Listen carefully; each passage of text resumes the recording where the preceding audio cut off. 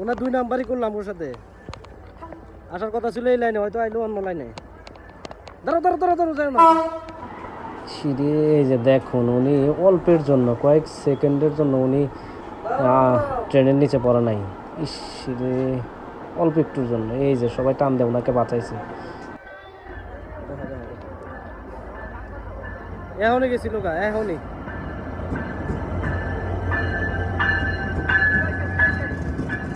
মরছিল মামা, অল্পের জন্য বাইচা গেছে। এটা ঠিক না, আসলে জীবনের ঝুঁকি নিয়ে ট্রেনে ওঠার কোনো মানেই হয় না। জীবনটা হচ্ছে সবার আগে। বাইচা থাকলে ট্রেনে অনেক উঠন যাবো, যাওয়া যাবো, মরে গেলে যাইবো কেমনে? এটা কোনো কাজ হয়েছে ভাই? হ্যাঁ, আর না দরকার কি, রিক্সের দরকার কি, আছে দেখা। আপনারা যারা এই ভিডিওটা দেখতেছেন, আপনাদের সকলের উদ্দেশ্যে আসলে সচেতনতার জন্য আসলে ভিডিওটা করা।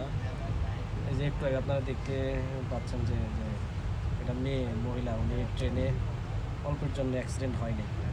আসলে আমরা যারা ট্রেনে যাতায়াত করি কিংবা যে কোনো রাস্তাঘাটে চলাফেরা করি, আমাদের সকলে একটু সচেতনতার সাথে চলাফেরা করা উচিত। এর জন্য, কারণ আমরা যদি নিজেরা যদি সেফ থাকি, আমাদের যদি আল্লাহ না করে কোনো দুর্ঘটনা না হয়, তাহলে আমরা আমাদের গন্তব্যে আমরা পৌঁছাইতে পারবো। হয়তো একটু লেট হবে, কিন্তু এর জন্য আমাদের উচিত আগে নিজের সেফটি বজায় রেখে দেন চলাফেরা করা। এর জন্য আপনারা যেখানে যেই জায়গায় চলাফেরা করেন, সচেতনতার সাথে চলাফেরা করবেন। সকলে ভালো থাকবেন। সকলকে